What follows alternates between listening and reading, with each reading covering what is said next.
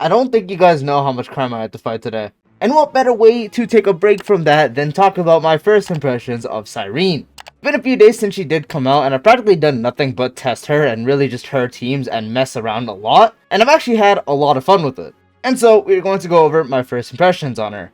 Talking about my experiences leading up to her release, how I felt pre-testing, and then obviously at E0, E2, all that stuff. Support the channel by clicking on my link in the description and start your Raid Shadow Legends journey. You'll get an awesome legendary champ Elenaro right at the start alongside 3 awesome epics. Don't miss out on this great head start and click the link right now. So kicking it off first, talking about the leading up, when her info for her kit was starting to go around. As an EX Honkai third player, I was already excited for her just because, it's the Elijah XP. So the fact that Starro was finally going to get its own Elijah version was going to be really cool to me. I was never the biggest fan of her, but I always liked her and I was definitely going to summon if she did get one. We obviously knew she was going to become playable since Emporia started. Ever since she hit the first trailer, which I don't even know if I can get this in frame, where she's like, "You think so too, right?"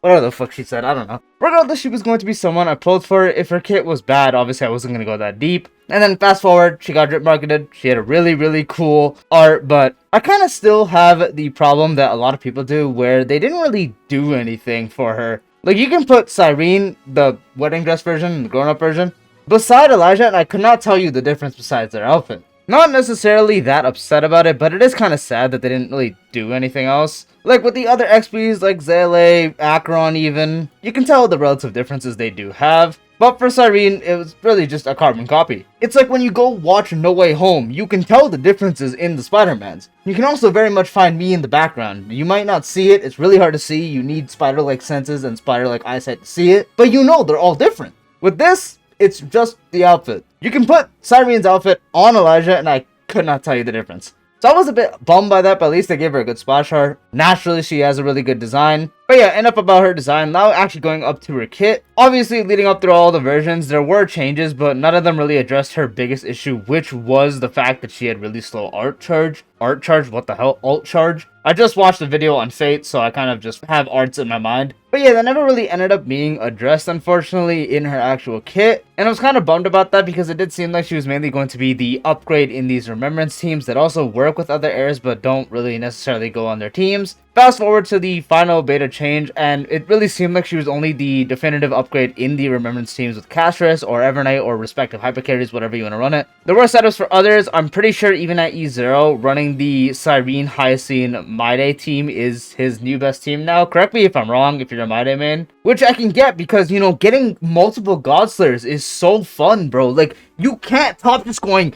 "What? Oh, shit."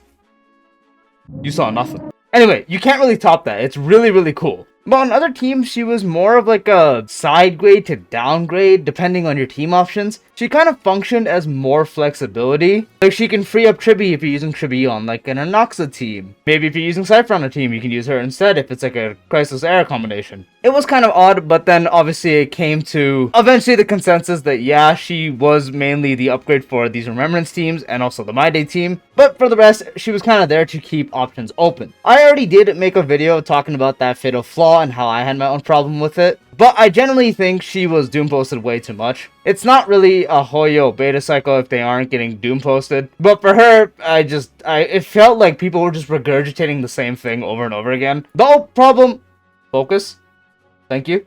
The old problem was definitely an actual valid concern to have. And then obviously the fact that she's only going to be relevant on these air teams. Very valid criticisms, but people were downplaying her potential so much. Unless you're someone like me that has every heir like invested in a lot, where outside of like a Castris team or an Evernight team, once again, she would actually just be a downgrade because I have so many options like E2 Cypher, E2 Tribi, so on. That's not most of the player base. Most people would actually see an upgrade to her. There's many players that were not going to kill in Finon's first ultimate, so staying in it was going to be really good. A lot of people that were going to benefit from the extra 3 instances from Anoxa, and it would open more team possibilities for him, maybe because their supports that want to go on the team are taken, but since Anoxa can work with like every single support, including Cyrene, it opened more flexibility options. People really overlook that. I generally think people overlook that way too much. I had the same point with Cyrene when it came to the final Noxa teams. It really opened more team slots. People try to say that wasn't worth it, but then the same people were like, yo, Cyrene being here is such a godsend because now I can put X unit on the other team. And I'm like, wow, I told you so. So I genuinely knew Cyrene was going to have a lot more value, and when a lot more players actually got their hands on her at E0, they would figure out ways to make her work better. They would figure out she's actually a side grade at most to a lot of these teams, especially with lower investment. Like, obviously, an E0 Cyrene is not going to compete with, like, an E1, E2 Cypher or Tribi on, like, the, I don't know, a Noxa team. She can, in some cases, if you're really good. But the out-of-the-gate damage they provide at higher Eidolons was obviously going to be better. It also really didn't help that she did, have a really good E2 that solves her one problem, really, and makes her actually good on all the teams if you get it. But I still think she was just overly doom-posted, and a lot of it was just bad info. But now that we are with the official release, I got to test her more than I did on previous versions. I did have her E0 for the first entire day I tested her, and I tested her with every air, a bunch of combinations, and so on. And I do think I, of course, have my verdict on what I think of E0. For the actual first impressions on usage-wise, so I'm going to say, for me, someone like me who has a high invested in an account and values zero cycling, I'm going to split this into two sections. This part is going to talk about valuing as a zero cycle player, and then I'll talk about the ones that if you didn't care about zero cycles. E0 Cyrene, outside of Remembrance Team for zero cycles, I think is not good. It does take her a minute to charge ultimate. There are ways around it. If you want to throw Hyacinth on every team, you're not going to be able to always. A lot of these teams might want a non-Crisis Air on the team, and not all of them are going to run 4 Crisis Airs to make sure she gets the charges. Not every one of them are going to have the Remembrance units either. So as an E0 person with a higher invested in account, she really was a downgrade to practically everything outside of Remembrance teams. And even on the Remembrance team, she was kind of a slight downgrade thanks to how I have invested in accounts. So if you ran her on the same teams as I did, with like around the same invested in supports, like, you know, their E1, E2, Lycons and such, and you also valued zero cycling, then it was going to mainly be a downgrade in that sense. But then when I tested it as someone who just wanted to clear, she makes clearing really good with these Crisis Airs. Her buffs make everyone a lot better than they usually are. Finon, if you were a zero cycler, like I was talking about in that perspective, the extra turns wouldn't be needed because you'd want to kill in that first ultimate anyways because it would consume too much AV otherwise. But if you're someone who doesn't care, you're not going to exit it, you're going to go past the cycles, so again, you don't care about cycles, and it's just going to keep going and going and going. That's what makes it good. You don't care about the turns, so you'll take 2, 3 cycles, or maybe even 1, to build your ult, and then you get going, and then the unit gets going, and you find out her buffs are good. So not considering zero cycles in the perspective makes her an actual really good unit. For Noxa teams, she works as a pseudo AA and also has a really good buff for him. For Finon, it keeps him in ultimate so you can keep dealing more damage. For Castris, it can make her a lot better single target. For Evernight, it can make her skill buff better, as it does, obviously. And so on and so forth. Hyacinths get dot procs. Obviously, I think at E0, you probably wouldn't run her though. But her buffs for these characters are really strong. And if you don't care about zero cycles, again, it ends up being something that helps you a lot. So that's kind of my split on it. I think as a zero cycler at E0, I don't really like using her. Charge takes too long to get. For someone like Finon, the buff is relatively useless. And then outside of Evernight Castros teams, it again would take too long to get unless you run a Hyacinth, I almost said Hyacinth setup, which you're not always going to want to do, or you're not always going to be able to do because she might be used on a different team. But then again, on the flip side, if you're not caring about the zero cycle, she's just good. She's going to be a good upgrade on those Crisis Air teams, especially if you have a lower invested in account where maybe you're missing a few. She's going to be really good on those teams. I don't know why a lot of the community values stuff at zero cycles, because most of them don't zero cycle themselves. I don't really know where like the random obsession during a beta cycle and a goalpost of hating a unit comes from, where they always have to value them at zero cycles, but then they never do it, or they immediately stop caring about the zero cycle once they release.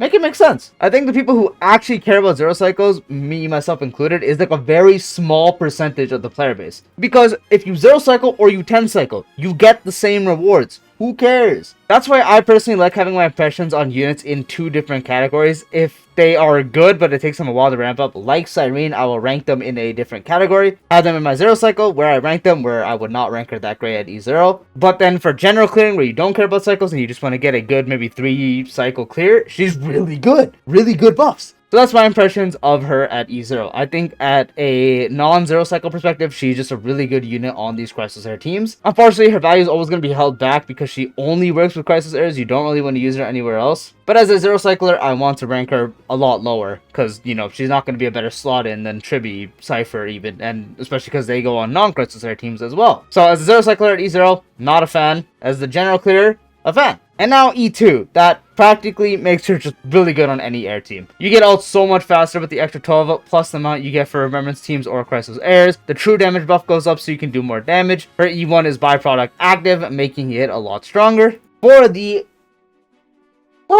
arrow shot. And personally, with her E2, I'm having so much fun. I actually cannot describe to you guys how much fun I'm having. Using her with different air setups, different air plus random unit setups is just so ungodly fun for some reason. I found a way to make Cyrene dot work without Kafka. I found ways to make Anaxa work with some wacky supports. I've made Evernight hit like 300 million at some point. And then her at E2 plus Hyacine will make any unit really just good. The ultimate wheelchair, quote unquote. I hate that term, but I can't deny it when it's like a really weak unit and then you do both of them. It's you get the rest. Yeah, E2, I really just have no complaints. I guess my only complaint is her enhanced basic attack is kind of weak. Like, it really just doesn't do that much damage. The actual arrow shot, when you use the attack instead of getting the ode to ego fully, that also does damage on the lower side, but you can make it do really good damage depending on your buffers. But then the ode to ego shot does a lot, and I mean a lot of damage. So for E2, I'm just really satisfied with the performance on all these air teams. Again, I've used so many combinations. My Day team, Finon team, Evernight team, Caster's team, them together, Anaxa team, Hyaclene's team, with or without Kafka. I've just done so much. And genuinely at E2, I'm very satisfied. As a zero cycler, as a general clearer at E2, she's just really good with both. And as long as these Crisis Airs remain relevant, which will of course fade as we go further, she will stay relevant at least until they're gone. Once they're gone, she's going to naturally fall because unfortunately, even at E2, without a Crisis Air team combination, even then, running another character is just not going to work. Her whole kit is incentivized having a really strong buff for one of these specific characters. The damage up buff you give to the general ones are not good. She does have true damage access, but in that case, you would just run Tribi instead. So that's like the only gripe is I think if she was a bit more universal, I definitely think that would help her case a lot more. But it's very clearly that she was going to be designed for these Crisis Airs, and she's going to be stuck with that now. So she's kind of going to be stuck with the time limit of having these Crisis Airs as long as they're relevant. She remains relevant, and once they're gone, she's gone. But of course, the Crisis Airs have so many ways you can keep them relevant. Like, High Invested in Remembrance team is going to remain very strong, probably throughout entire 4.x. I can imagine that team zero cycling. Anaxa is going to probably be one of the longest lasting DPS in the game, thanks to how he works with defense ignore and such, and being attack starved and like general stat starved. Discussion for a different video, but that guy is going to last a while. Some of them might not see the greatest age, like My Day might not see the greatest age if I had to guess. Finon, I feel like is going to be a good clear unit, but not going to remain like at the very like top for like too much longer. I don't know, we'll have to wait till 4.x to see, but I definitely think if you're someone that cares about airs, she's just going to be a good pickup, especially if you're not in a zero cycle like mind. She's just going to be a good pickup to have. And if you get E2, even better. She's just going to be good on like every air combination team, and you can have a lot of fun with it like I do. At least at E0, she's solidified on the Remembrance team, so she does have use at E0. Again, if you don't care about cycles when it comes to E0, then it's still going to make her a lot more universal on air teams. But yeah, at E2, I'm very satisfied with the performance. So to wrap it all up, E0 performance at 0 cycles, not a fan outside of Remembrance teams. At at non-0 cycle perspectives, I am satisfied. She's really good for general clearing with these Crisis Air characters. And then at E2, she's just insane.